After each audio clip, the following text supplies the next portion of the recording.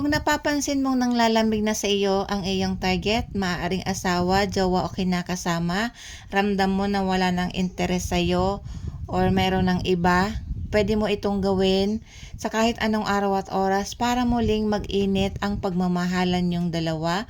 Kung nagkatampawan kayo o pansamantalang nagkahiwalay ay babalik yan sa iyo.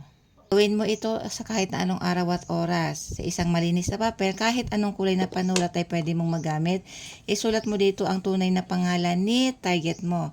Dito sa baba ang kahilingan mo. Halimbawa, ilagay mo rito, mag-iinit muli ang pagmamahal mo sa akin. Or kung ano ang gusto mong hilingin dito ay isulat mo.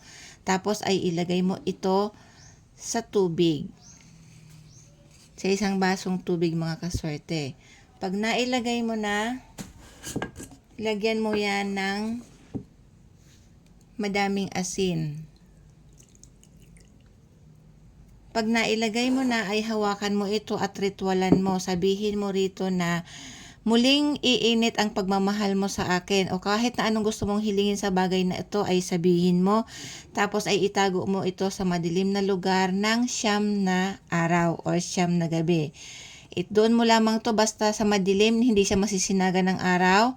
Tapos pagdating ng 9 na araw, pwede mo na itong itapon. Tapos gumawa ka uli ng bago. Maraming salamat, mag-iingat po tayo sa mga scammer.